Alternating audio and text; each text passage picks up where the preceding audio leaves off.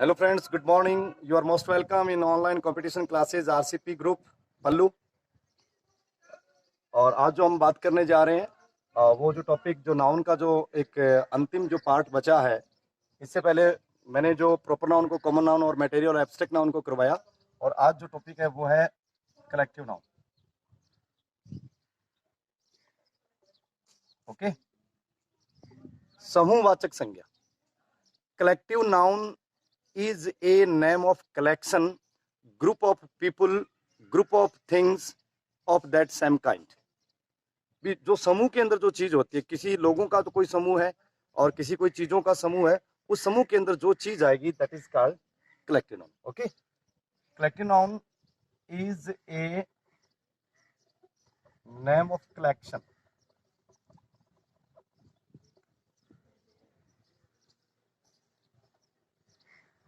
group of people, group of things of the same kind। okay, example,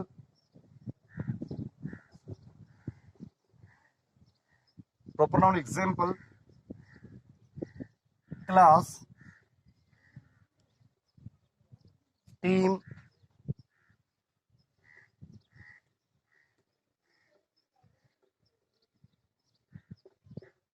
government,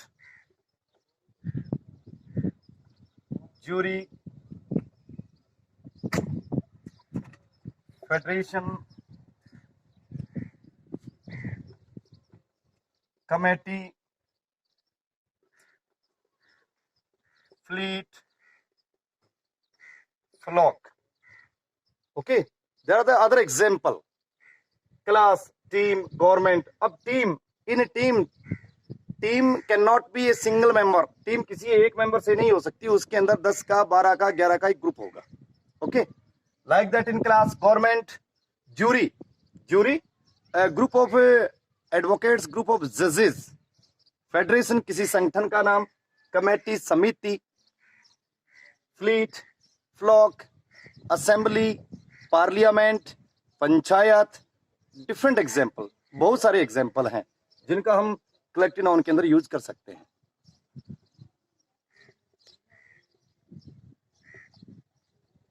collective noun can be used in singular and plural, that is very important. Okay, collective noun का प्रयोग हम singular में भी कर सकते हैं और collective noun का प्रयोग हम प्लूरल में भी कर सकते हैं। It depends on the speaker and the writer. ये स्पीकर और राइटर के जो सेंटेंस होगा उसके ऊपर डिपेंड करेगा कि वो उसका प्रयोग एक वचन में कर रहा है या बहुवचन में कर रहा है। अब कलेक्टिव नाउन का प्रयोग हम सिंगुलर में कैसे करें? सिंगुलर में इसका प्रयोग कैसे होगा?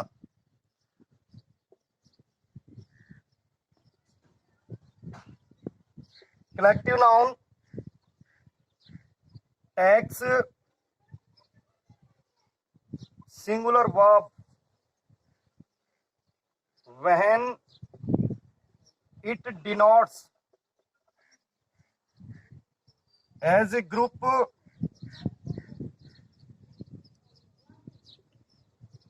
whole, single and unit। Collective noun का प्रयोग अगर आप सिंगुलर में कर रहे हैं तो कलेक्टिव नाउन देखिए सिंगुलर में यूज कैसे होगा। Collective noun tag singular verb, collective noun जो समूहवाचक जो संज्ञा है वो एक वचन, उसके अंदर जो सिंगुलर जो वर्ब है उसका प्रयोग किया जाता है।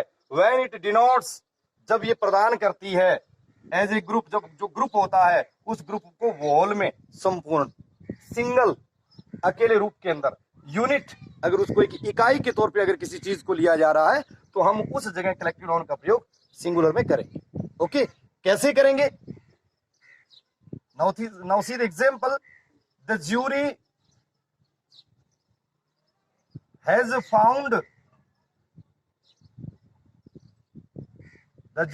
Found him guilty. Jury, what is jury? Jury is the group of the judges। Okay, jury के अंदर there is not a single जज, उसमें एक जज नहीं होगा। एक जो, क्योंकि जो बड़े जो फैसले लिए जाते हैं वहां पे कभी अकेला जज फैसला नहीं ले सकता है। वहां पे एक जो न्यायाधीश होता है उनका एक समूह होता है, और जो न्यायाधीशों का जो समूह होता है दैट इज कॉल्ड जूरी।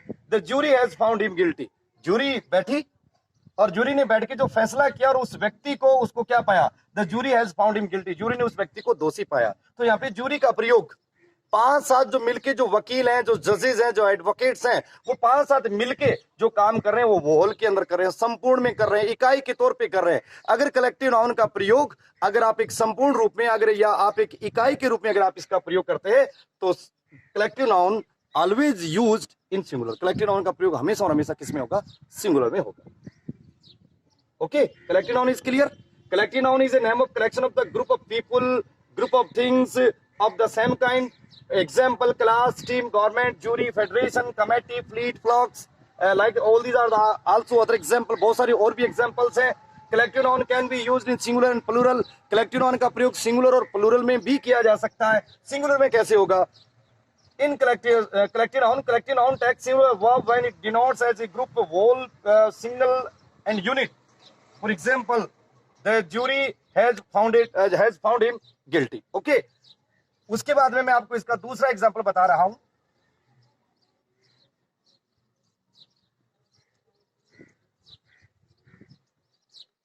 दूसरा एग्जांपल देखिए friends,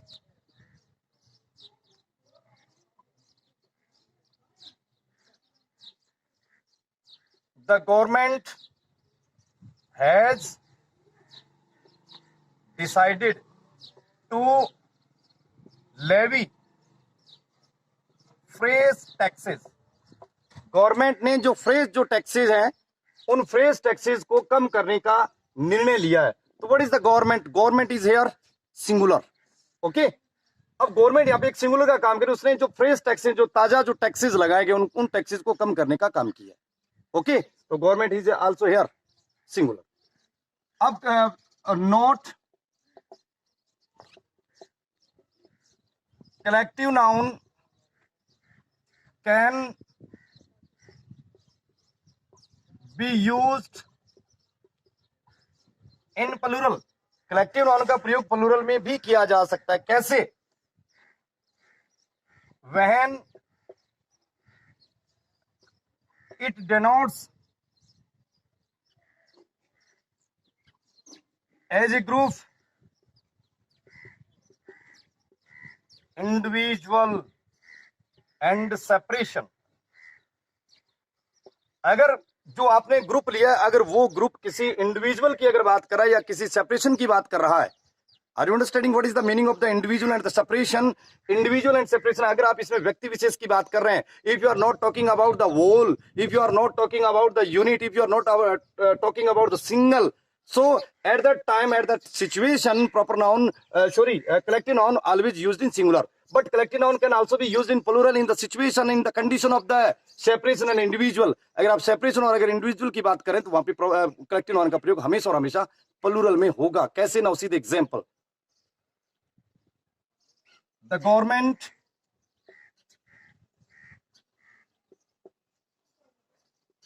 have, okay, the government have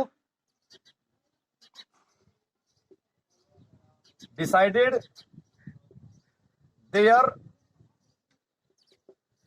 policy towards their